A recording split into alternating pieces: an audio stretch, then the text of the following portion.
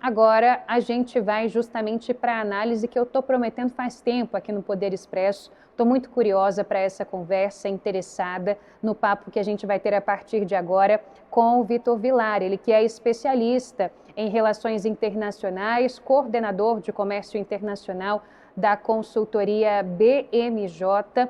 Vai nos ajudar a entender um pouco mais do que acompanhamos, não é? Muito boa tarde para você, seja bem-vindo. A gente está com uma enquete aberta aqui na nossa transmissão para os nossos internautas, perguntando o seguinte: você acha que Lula e Trump vão estreitar as relações? E aí eu começo te perguntando, você acha que essas relações vão ser estreitadas a partir desse discurso de hoje? Bem, primeiramente, muito obrigado pela oportunidade, Hariane. Boa tarde a você, boa tarde aos nossos telespectadores. É um prazer estar aqui. E, de fato, é uma pergunta bastante difícil de responder, né? A gente teve um aceno hoje que era um pouco inesperado, né? Talvez até um pouco motivado pela falta do teleprompter na hora que o Trump foi fazer sua fala. Ele mencionou a última interação que ele teve, que foi com o presidente Lula nos corredores, né, da Assembleia Geral das Nações Unidas. Mas a gente pode ver um princípio de uma abertura de diálogo. O que a gente tinha até hoje era uma dificuldade imensa de qualquer representante do governo brasileiro ter acesso à Casa Branca.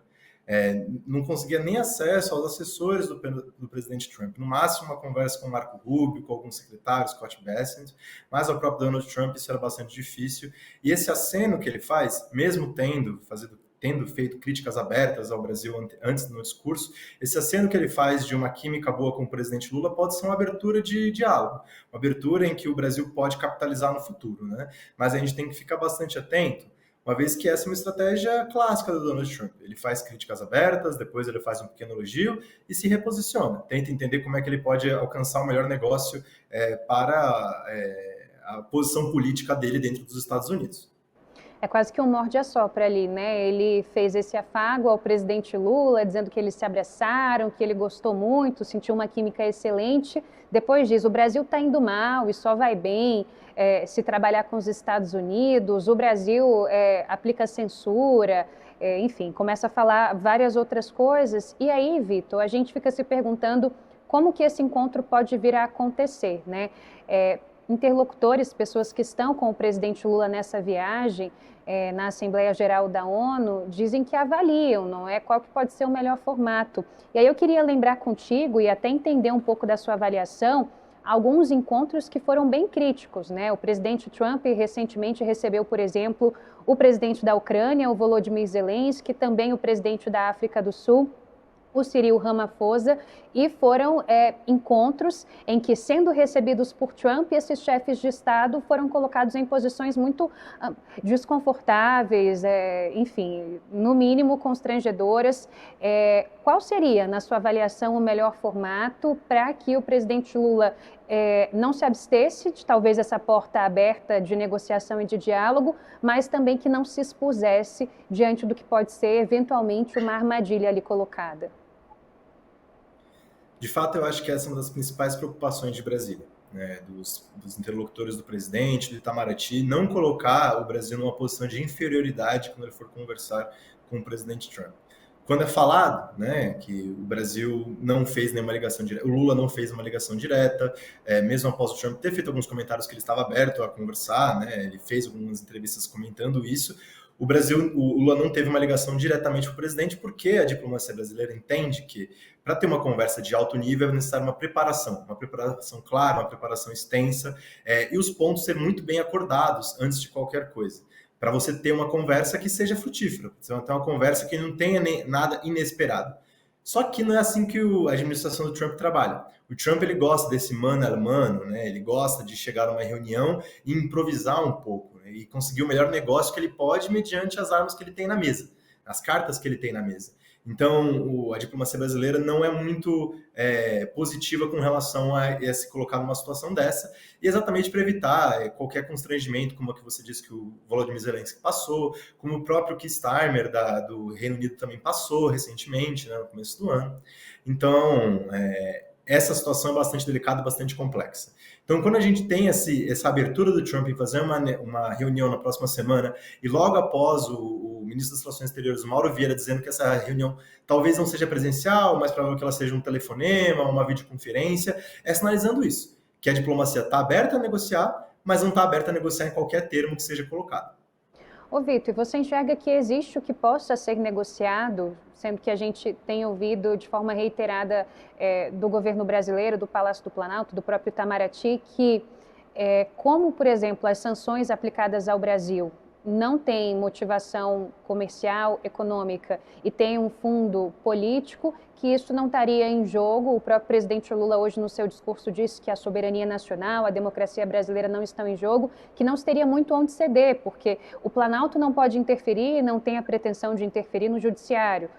O governo tem sempre alegado e reforçado isso, ao passo que a relação econômica entre os dois países é superavitária hoje para os Estados Unidos. Então, haveria na sua avaliação, independente do formato, a gente sabe que existe então essa tendência de que não seja um encontro presencial, mas a despeito disso, o que pudesse ser negociado, ou talvez fosse uma conversa infrutífera pelos perfis dos dois líderes, em especial pelo perfil ali mais combativo do presidente Donald Trump, e por conta do pano de fundo dessas sanções aplicadas ao Brasil e das tarifas?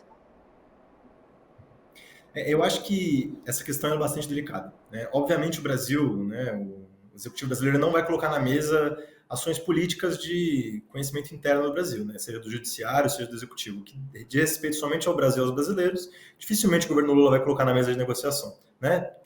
Até mesmo por uma barreira constitucional que existe. Mas há espaço de negociação. Embora o Trump ele tenha reiterado essa questão política, né, e judiciária algumas vezes, há outros temas que são muito caros aos Estados Unidos nesse momento e que o Brasil pode totalmente negociar com os Estados Unidos. Seja elas uma abertura comercial para acesso a minerais críticos que o Brasil tem, por exemplo, né, que a gente teve já a Anglo American, né, trabalhando no Brasil, uma grande mineradora dos Estados Unidos trabalhando aqui dentro, que hoje não está mais. A gente tem o acesso ao mercado brasileiro de etanol. Os Estados Unidos, junto com o Brasil, são os maiores produtores de etanol do mundo e hoje o mercado brasileiro conta com uma tarifa de importação bastante alta e é um desejo dos Estados Unidos ter uma abertura de mercado nesse sentido. Outros cenários, né, principalmente com segurança jurídica para as Big Techs, que é algo que o Trump ele bate bastante nessa carta, né? E as Big Techs são um dos maiores apoiadores do governo dele atualmente. Então tem uma margem na manobra para o Brasil negociar sem passar pela questão política. Obviamente, né, é difícil que ela não venha à tona, mas eu acho que é difícil que ela seja de fato fiel da balança. Eu acho que a pauta econômica ela pode ser mais atrativa para o governo Trump para ele conseguir mais vitórias dentro do país dele. É importante lembrar que resolver essa questão das tarifas dos Estados Unidos com o Brasil é importante para os Estados Unidos também. Né? O Brasil hoje ele exporta mais de 30% do que o americano consome de café. O café que hoje é uma pauta importantíssima da cultura norte-americana nesse momento. Né? Então, tem pontos que o Brasil pode negociar que sejam favoráveis aos Estados Unidos e favoráveis ao Brasil sem desrespeitar a Constituição brasileira nesse momento. Né? E eu acho que é em cima desses pontos que a diplomacia brasileira deverá capitalizar caso essa reunião de fato ocorra no futuro próximo. Perfeito. E ainda focando um pouco mais no discurso do Donald Trump, ali diante dos chefes de Estado de outras várias nações, ele fez várias críticas. Por exemplo, a gente acompanhou a própria ONU, dentro da Assembleia Geral da ONU, falou que foi ele que em 7 meses acabou com 7 guerras ao redor do mundo, que ele teria inclusive de receber o Prêmio Nobel da Paz, negou as mudanças climáticas, o aquecimento global, fez críticas a fontes de energia renováveis, entre outras coisas mais.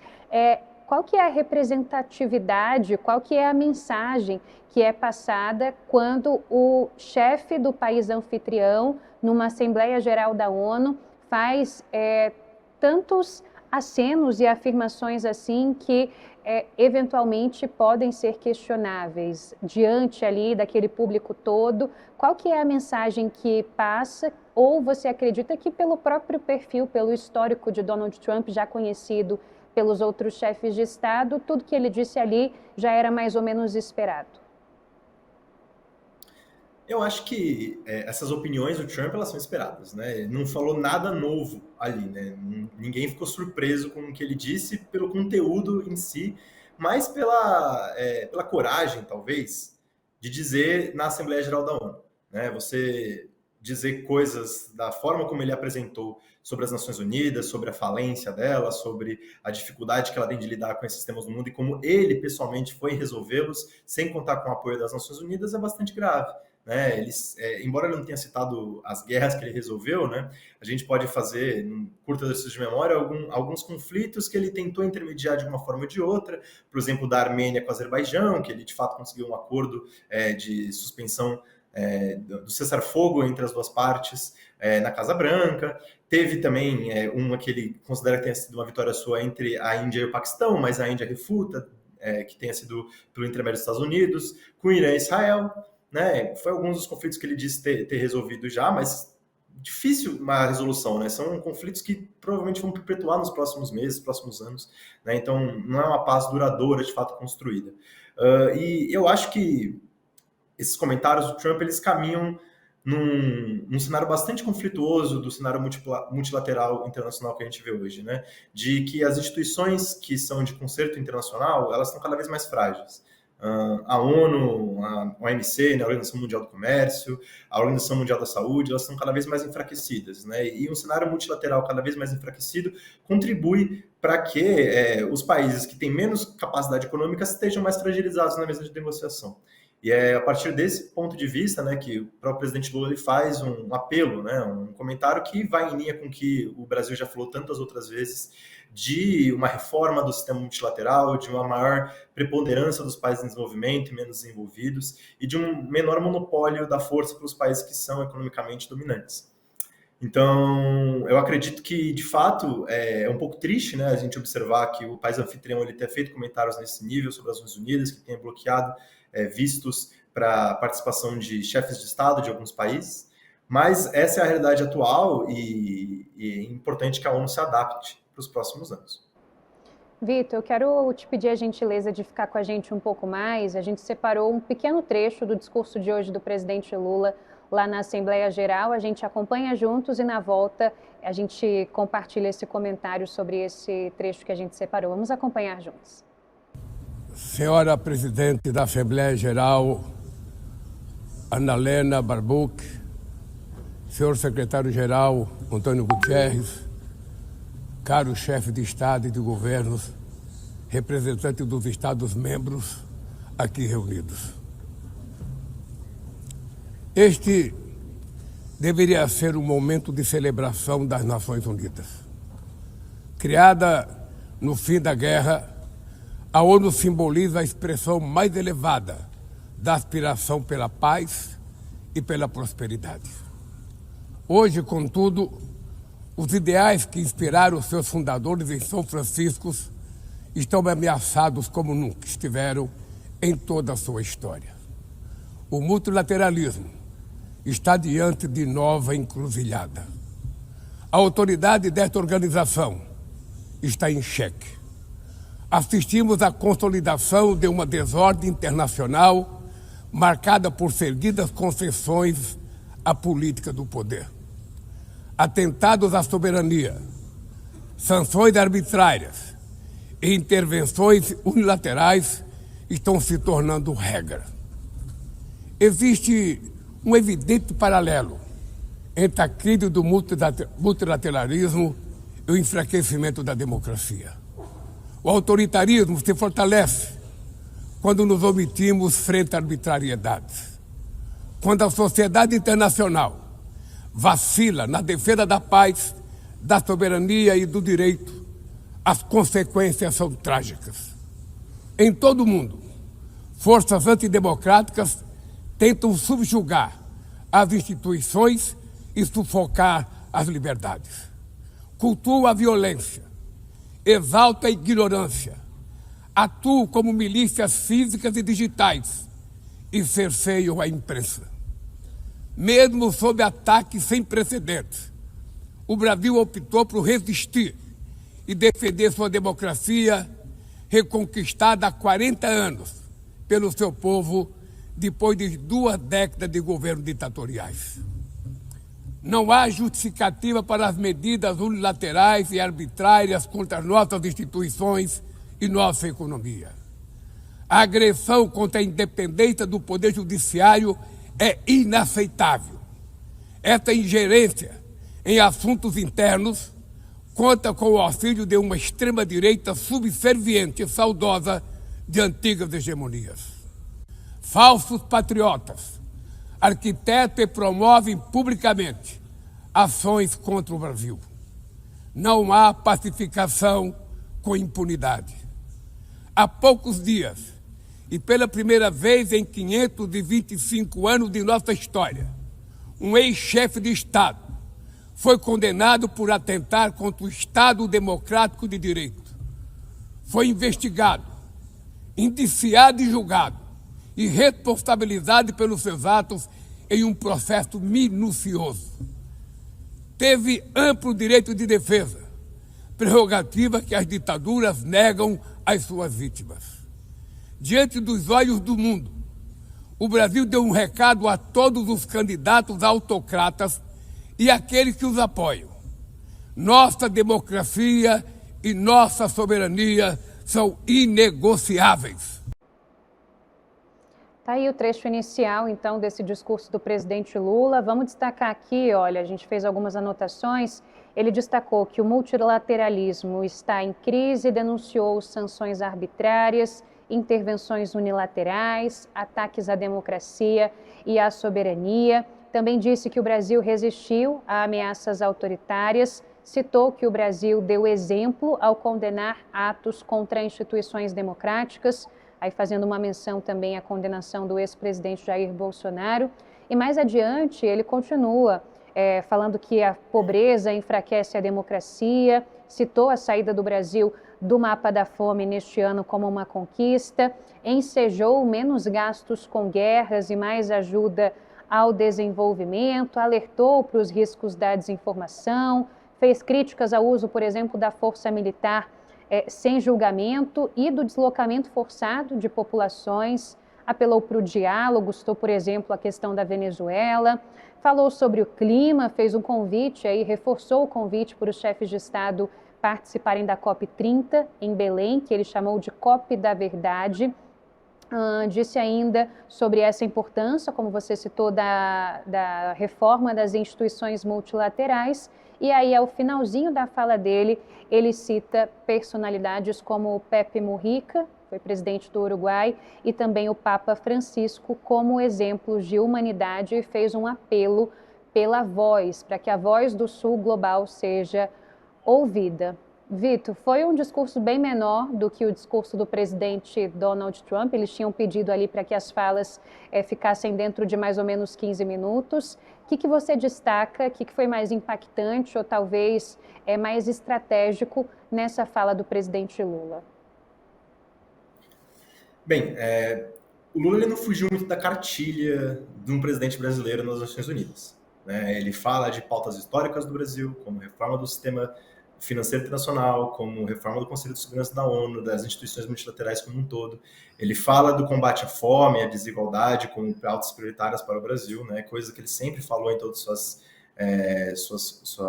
participações, né, na Assembleia Geral. Ele menciona a questão da sustentabilidade, né, uma pauta histórica do Brasil também, agora mencionando a COP30, que vai ser sediada em Belém.